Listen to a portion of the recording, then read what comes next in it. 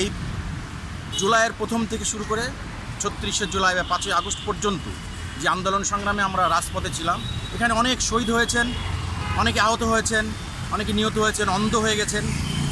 বিভিন্ন সময়ে এই পুরো মাসটা ব্যাপী যে বিভিন্ন সময় যে আন্দোলন সংগ্রামে আমরা টিয়ার সেল খেয়েছি, গুলি খেয়েছি, আহত হয়েছে, আবার হাসপাতালে ভর্তি হয়েছে, হাসপাতালে গেছি, আবার সুস্থ হয়ে আবার পথে এসেছে। দেখা গেছে যে এখানে হাসিনা সরকার, গত স্বৈরাচারী ফ্যাসিস্ট সরকার আমাদেরকে চিকিৎসা হতে দেয় নাই, হসপিটালে আমাদেরকে ঢুকতে দেয় নাই, সেখানে তার গুন্ডা বাহিনী দিয়ে, ছাত্রলীগ যুবলীগের গুন্ডা বাহিনী দিয়ে, হেলমেট বাহিনী দিয়ে আমাদেরকে প্রতিহত করেছে। আমরা প্রাণের ভয় আমরা প্রাইভেট থেকে চিকিৎসা নিয়ে আবার বাসায় ফেরত গেছি, আবার পরের দিন আন্দোলন সংগ্রামে আসছে আহত অবস্থায়। এইভাবে ৫ই আগস্ট যে সংগ্রাম অনুষ্ঠিত হলো, আমরা সেখানে আজকে ফ্যাসিস্ট মুক্ত একটি দেশ, একটি জাতি আমরা পেয়েছি। একটু আগেই আমাদের মাননীয় প্রধানমন্ত্রী, আমাদের প্রাণের স্পন্দন, যুব সমাজের স্পন্দন, মাননীয় প্রধানমন্ত্রী জনাব তারেক রহমান একটু আগেই এই চীন মুক্তি সম্মেলন কেন্দ্রে ঢুকেছেন। এখানেই জুলাই সংগ্রামের আহত, যারা নিহত এবং যারা শহীদ হয়েছেন তাদের পরিবারের সঙ্গে তিনি মত বিনিময় করবেন, তারা কেমন আছেন তাদেরকে খোঁজ খবর নেওয়ার জন্য উনি মূলত এখানে আসছেন। এবং পরবর্তীতে এই আন্দোলন সংগ্রামে যারা ছিল তাদেরকে কীভাবে এদেশে তাদের স্বপ্নকে বাস্তবায়ন করা যায় সেই উদ্দেশ্যেই ওনাদের সঙ্গে আলাপ আলোচনা করবেন। আমরা এই সম্মেলনের সার্থক সফলতা কামনা করছি। পাশাপাশি আমরা যারা রাজপথে ছিলাম, বিভিন্ন সময় আমরা টিয়ার সেল খেয়েছি, আহত হয়েছি, এখনও অনেকেই লিস্ট তালিকাভুক্ত হতে পারি নাই। সেই যে প্রধানমন্ত্রী যে সৎ উদ্যোগ, যারা জুলাই আন্দোলনে যারা ছিল, রাজপথে ছিল, তাদের একটি সুষ্ঠু তালিকা করে তাদেরকে পুনর্বাসন করা, তাদেরকে বিভিন্নভাবে সাহায্য সহযোগিতা করা যায়, সেই যদি এই জুলাইকে যদি আমরা ধারণ করতে না পারি তাহলে এ দেশ বিক্রি হয়ে যাবে, এদেশ ভারত বাহিনী ইন্ডিয়া দখল করে নেবে। সেই জন্য এই জুলাইকে বাঁচিয়ে রাখার জন্য মাননীয় প্রধানমন্ত্রীর যে উদ্যোগ, তাকে আমি সাধুবাদ জানাই এবং তাকে আমি স্যালুট জানাই, যাতে এই দেশ একটি সমৃদ্ধশালী হোক এবং দিন দিন এখানে উন্নতি হোক। একটি মুসলিম রাষ্ট্র নয়, এটা যাতে হিন্দু, বৌদ্ধ, খ্রিস্টান, মুসলমান সকলের যাতে সমৃদ্ধির একান্ত রাষ্ট্র হয়। এখানে পাহাড়ি বাঙালি বলে কিছু নাই, আমরা সবাই বাংলাদেশি এবং বাংলাদেশিদের জন্য যেন একটি স্বর্গরাজ্য হয় এই বাংলাদেশ, সেই কামনা করছি, সেই প্রত্যাশা করছি। আজকের সম্মেলনের সার্থকতা কামনা করছি। আমি engineer ASM Mizanur Rahman Mridha W. আমি বেসিক্যালি একজন ইঞ্জিনিয়ার কনসালটেন্ট এবং দীর্ঘ সময় আমার ছাত্রজীবন থেকে এখন পর্যন্ত আমি রাজপথে আছি। আমি 1987 সালের ব্যাচ SSC, তারপর থেকে এরশাদ হটাও আন্দোলন থেকে শুরু করে প্রথম সারিতে ছিলাম। এরপরে শুধু জুলাই নয়, আমরা ফেব্রুয়ারির আন্দোলন করেছি, আমরা হাসিনা সরকার পতনের আন্দোলন করেছি, আমরা 96 থেকে 2001 পর্যন্ত আমরা আন্দোলন করেছি। আমরা বিভিন্ন সময় বিভিন্ন জায়গায় পালিয়ে থেকেছি, ক্ষেত খামারে, বিভিন্ন জায়গায়, এগুলো বলা যাবে না।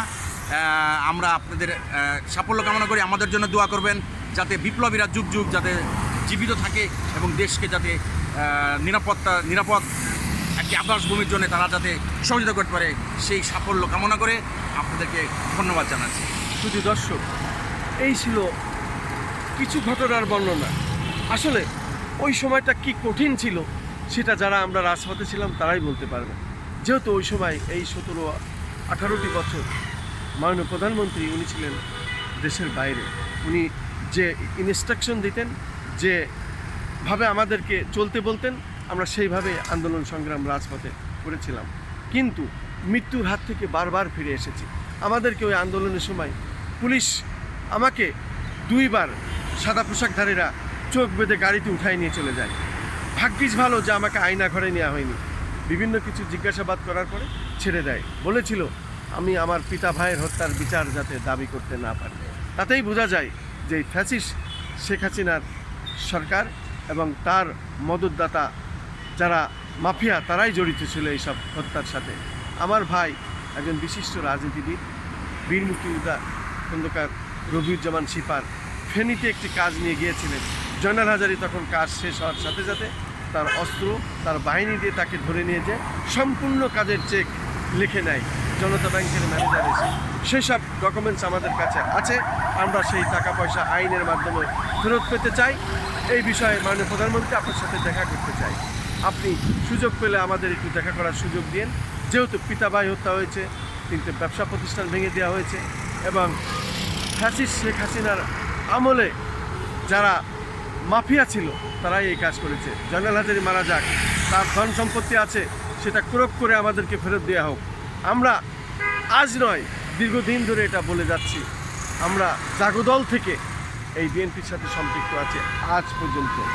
আজ আপনি প্রমাণ করলেন যে মাননীয় প্রধানমন্ত্রী কিভাবে পাবলিকের মধ্যে গাড়ি নিয়ে চলাফেরা করেন, এবং ওনার যে গাড়ি বহর আমরা দেখলাম চারিদিকে পাবলিকের গাড়ি চলছে, মানুষ চলাফেরা করছে, হাঁটাফেরা করছে।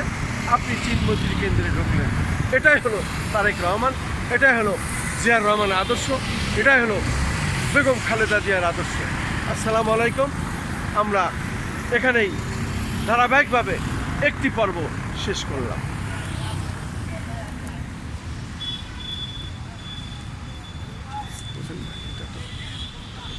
সরাসরি চলে যায়।